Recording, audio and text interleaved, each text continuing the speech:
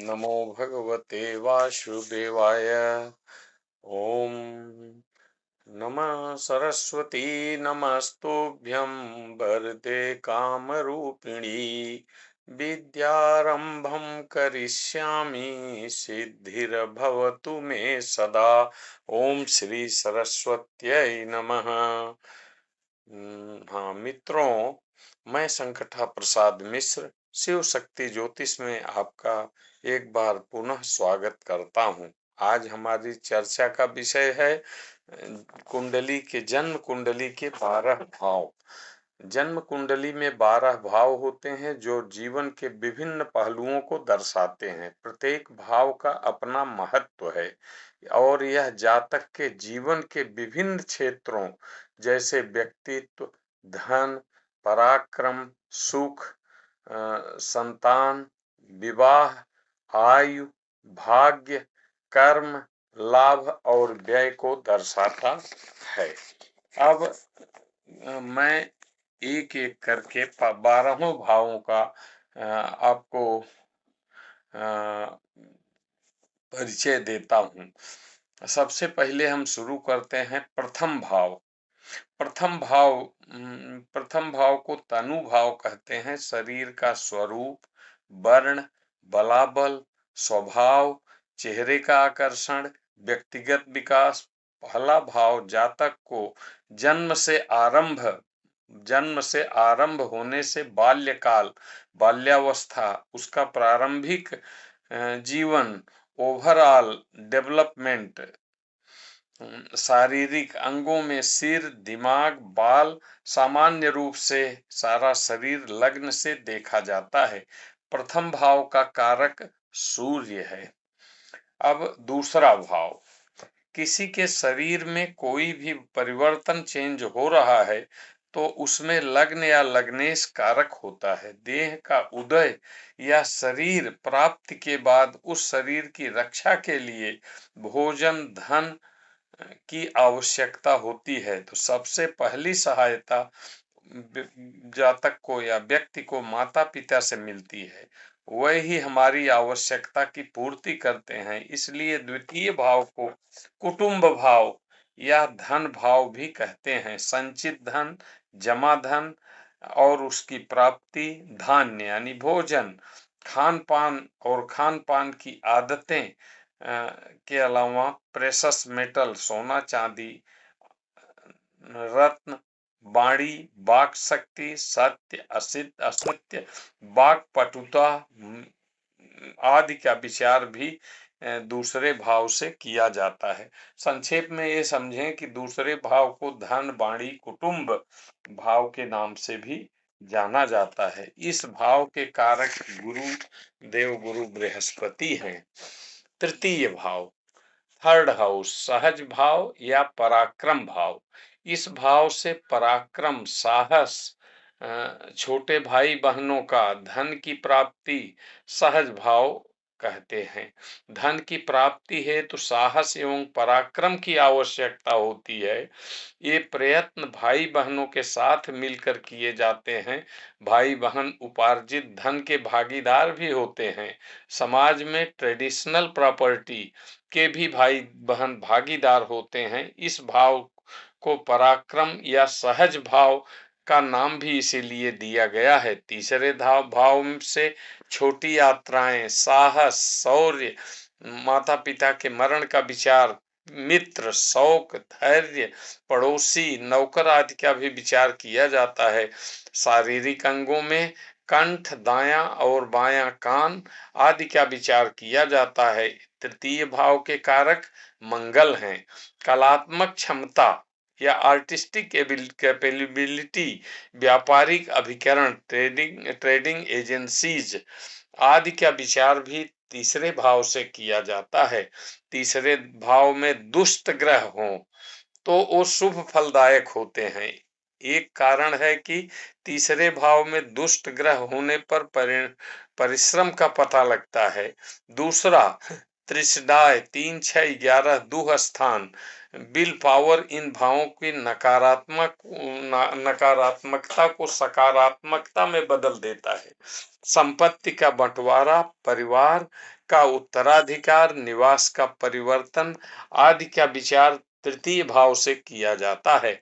अब आते हैं चतुर्थ भाव। चतुर्थ भाव चतुर्थ भाव यानी सुख भाव। प्रयत्न द्वारा किए गए हुए हमारे धनोपार्जन अर्थात द्वितीय भाव से मनुष्य की संपत्ति, द्वितीय भाव से मनुष्य की संपत्ति बनाकर सुख से रहता है। दूसरे शब्दों में कुटुंब, पराक्रम, भाई बहन प्राप्त होने के बाद माता आदि बंधु बांधवों के सुख की भावना आती है। अतः इस भाव को सुख भाव कहते हैं। इस भाव से माता का सुख विशेष रूप से घर का सुख, मन की शक्ति, प्रसन्नता, बंधु बांधवों, वाहन, भूमि, यातायात, खजाना, जमीन, बगीचा, विद्या, मानसिक बातें, घर संपत्ति आदि देखे जाते हैं। इसलिए इस भाव को भूमि, भवन, वाहन और सुख का भाव भी कहते हैं। शरीर के अंगों में चेस्ट, रेस्पिरेटरी सिस्टम, हार्ट और इंटरनल पार्ट्स इस भाव से देखे जाते हैं।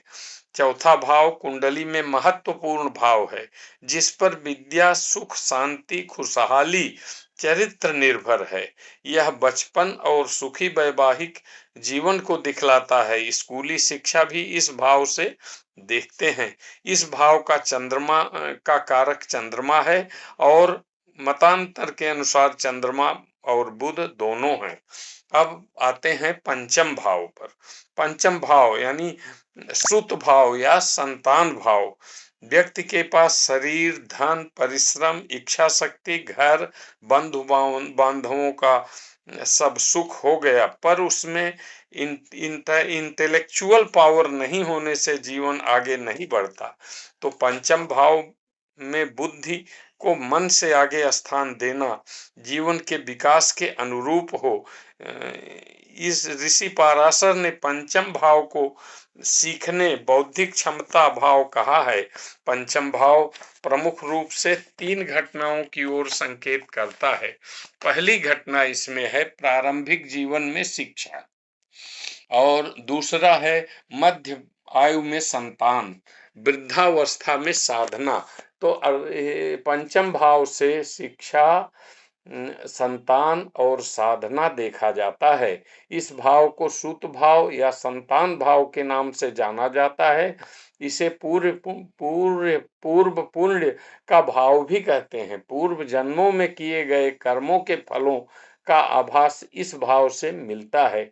यह भाव उन गुणों और क्षमताओं को दिखाता है जो जातक के पूर्व जन्म के कर्मों के कारण मिलती हैं।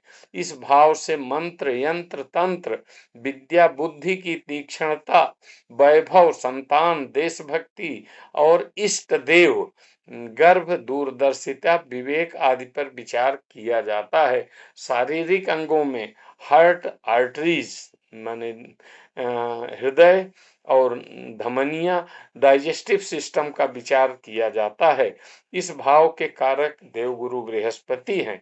अब षष्ठम भाव यानी 6th हाउस, छठवां भाव, जिसे रोग, ऋण, शत्रु भाव कहते हैं।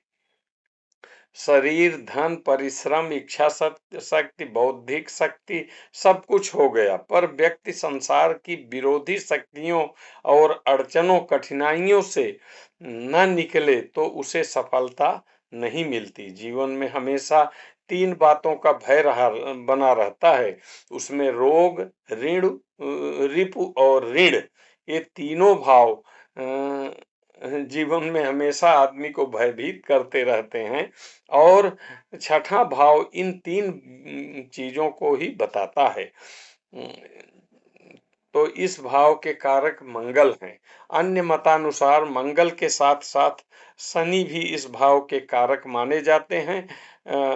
इस भाव से मामा, मृत्यु शंका, शत्रु विरोध, ऋण, प्रतिस्पर्धा यानी कॉम्पिटिटिव एग्जाम भी इसी से देखते हैं। जोखिम भरे कार्य, पिता कष्ट, लड़ाई, घरेलू पशु आदि का विचार किया जाता है। शरीर के अंगों पर देखें तो शरीर में नाभि के आसपास का स्थान यानी internal parts of urine related मूत्राशय और इत्यादि और उससे रिलेटेड सर्जरी आदि देखी जाती है। शिक्षा प्राप्त करने के बाद अनेक प्रतियोगिताओं और परीक्षाओं में उत्तीर्ण होने के बाद भी इसी भाव से विचार करते हैं। अब सप्तम भाव यानी जाया भाव, इसको पति के लिए पत्नी और पत्नी के लिए पति का स्थान होता है। जन्म हुआ, परिवार मिला, छोटे भाई बहन मिले, करियर मिला, अच्छा धन स्वास्थ्य मिला। अब पति को पत्नी और पत्नी को पति की आवश्यकता होती है। यह सब सप्तम भाव से देखा जाता है। इस भाव को जाया भाव कहते हैं। एक ऐसे साथी की जिसके साथ जीवन बिताया जा सके यानी स्पाउस भाव। परंपरागत रूप से विवाह, परंतु वर्तमान समयानुसार आज के संदर्भ में एक साथ रहना, लिव इन रिलेशन भी इस भाव से देखे जाते हैं। सप्तम भाव पति पत्नी, प्रेमी प्रेमिका और उसके यौन जीवन से संबंधित बातों में के विचार करने में देखा जाता है। इसके अलावा सप्तम भाव से व्यापार के साथ साझेदारी, पार्टनरशिप के विषय में, विदेश यात्रा, व्यवस्थापन, फॉरेन मैनेजमेंट, अपना मरण, पद प्राप्ति, यात्रा मार्ग, रास्ते से भटकना इत्यादि देखे जाते हैं। शरीर के अंगों में नाभि के नीचे का भाग, सीक्रेट ऑर्गन्स आदि का विचार किया जाता है। सप्तम भाव को जाया भाव या कलत्र भाव या दारा भाव भी कहते हैं। षष्ठम भाव के कारक शुक्र हैं। अष्टम भाव इसको आयु भाव कहते हैं। पहले भाव से लेकर सातवें भाव तक जातक को जो कुछ प्राप्त हुआ सब बेकार हो जाएगा अगर व्यक्ति को आयु न मिले। तो परिवार का जीवन व्यवस्थित होने के लिए स्वाभाविक रूप से लंबी आयु की कामना होती है। तो अष्टम भाव को आयु भाव भी कहते हैं। अष्टम भाव से पैतृक संपत्ति, अचानक अधिक लाभ, लग्जरी आदि सकारात्मक पक्ष हैं। और लंबी बीमारी, क्रॉनिक डिजीजेस, मृत्यु कारण, काज ऑफ डेथ, यौन तथा दाम्पत्य जीवन अष्टम भाव के नकारात्मक पक्ष हैं।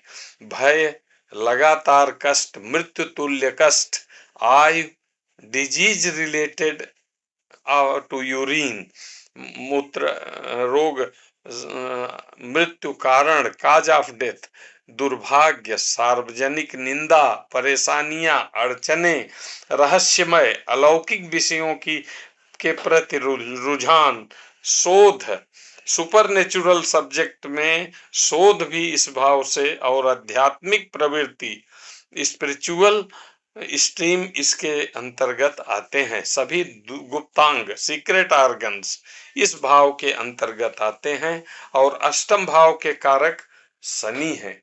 ये 8 भाव हुए। अब चलते हैं नवम भाव पर।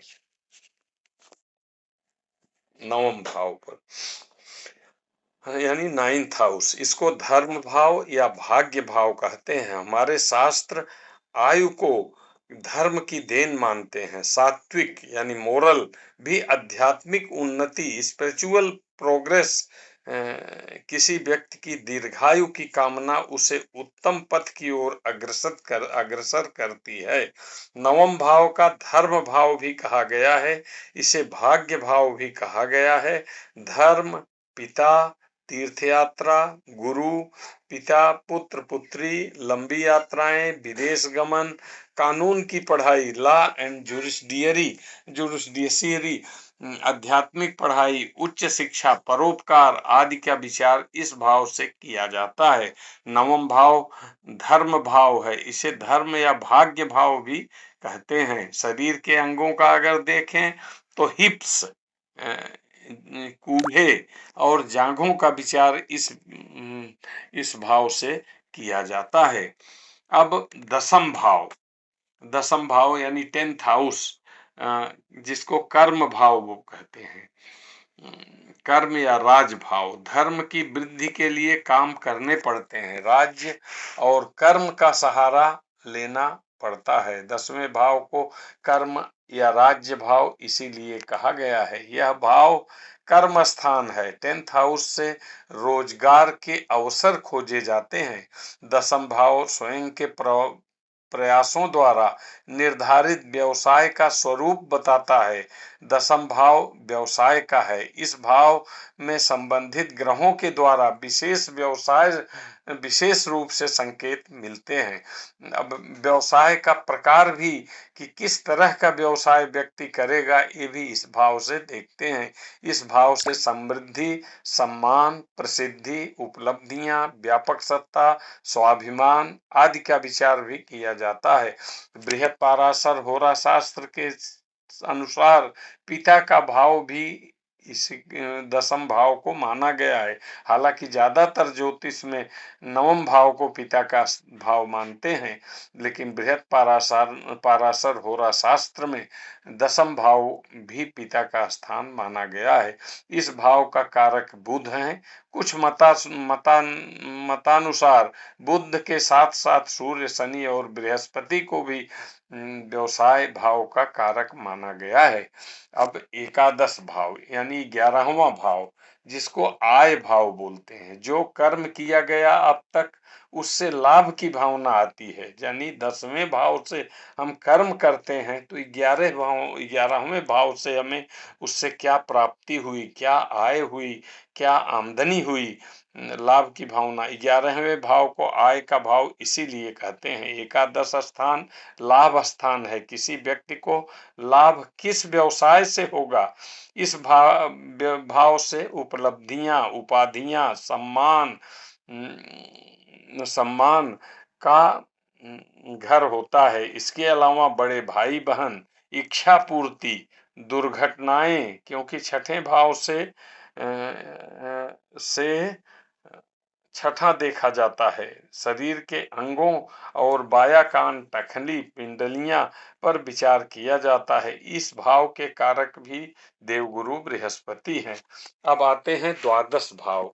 द्वादश भाव जीवन में जो कुछ भी कमाया उसके व्यय स्थान, चाहे वो आयु की व्यय हो, चाहे धन की व्यय हो, चाहे शरीर की व्यय हो, इस भाव से व्यक्ति का अंतिम क्षणों का ज्ञान होता है, जहां मनुष्य अपनी अंतिम यात्रा पर निकलता है। इसलिए इसे मोक्ष भाव भी कहते हैं। इसके अलावा हानि, व्यय, पतन परंपरागत रूप से 12वें भाव से संबंधित हैं।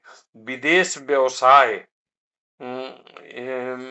विदेश व्यवसाय, विदेश व्यवस्थापन यानी फॉरेन मैनेजमेंट एंड ट्रेड, कारागार, कैद, अस्पताल, शयन सुख, all kind of bed comforts, दान पुण्य, नींद का टूटना, मृत्यु, गुरु का आश्रम, अस्थायित्व, शत्रु का व्यवहार आदि इस भाव से देखे जाते हैं। बाईं आंख और दोनों पैर इस भाव से देखे जाते हैं। इस भाव के कारक शनि हैं, लेकिन मोक्ष के लिए केतु को भी इस भाव का कारक माना जाता है। जीवन हेतु 12वें भाव का अध्ययन बहुत अत्यंत आवश्यक है। इसका विस्तृत अध्ययन की जरूरत है। इसके अलावा अब संक्षेप में ये जान लीजिए कि पहला यानी लग्न भाव का कारक सूर्य है, दूसरा यानी धन भाव का कारक गुरु है, तीसरा पराक्रम भाव का कारक मंगल है, चौथा सुख भाव जिसके कारक चंद्रमा है, और पांचवा विद्या संतान के कारक देवगुरु बृहस्पति हैं। छठा भाव रोग, शत्रु और ऋण के कारक मंगल हैं। सातवां विवाह साझेदारी के कारक ग्रह शुक्र हैं। आठवां मृत्यु आकस्मिक घटनाएं के कारक शनि हैं। 9वां भाव भाग्य धर्म के कारक फिर पुनः गुरु हैं। 10वां भाव कर्म व्यवसाय के कारक बुध के और अथवा कई मतांतर के अनुसार शनि है। 11वां आय भाव या प्राप्ति भाव लाभ भाव इसके कारक गुरु हैं। 12वां व्यय और मोक्ष भाव के कारक शनिदेव हैं और मोक्ष के लिए केतु को भी लोग इस भाव में मानते हैं। यह तो रही 12वें भाव की चर्चा। हालांकि ये वीडियो थोड़ा लंबा हो गया, लेकिन ये व्याख्या करना अति आवश्यक है, जिससे आपकी पूरी समझ में आ जाए कि जन्म से लेकर मृत्यु तक इन 12 भावों से देखा जाता है। मित्रों, मैं चाहता हूं कि ये ज्योतिष का ज्ञान जन जन तक पहुंचे, इसलिए आपसे निवेदन है कि हमारे वीडियो को लाइक करें, सब्सक्राइब करें और हमें कमेंट करके सुझाव दें। अगर कोई ज्योतिष के अच्छे जानकार हैं, वो हमें कोई हमारी तरफ से गलती हुई हो उसको हमें दिखाएं कि यहाँ पर आप गलत हो। हम जरूर उसको सुधारने की कोशिश करेंगे। धन्यवाद। नमस्कार।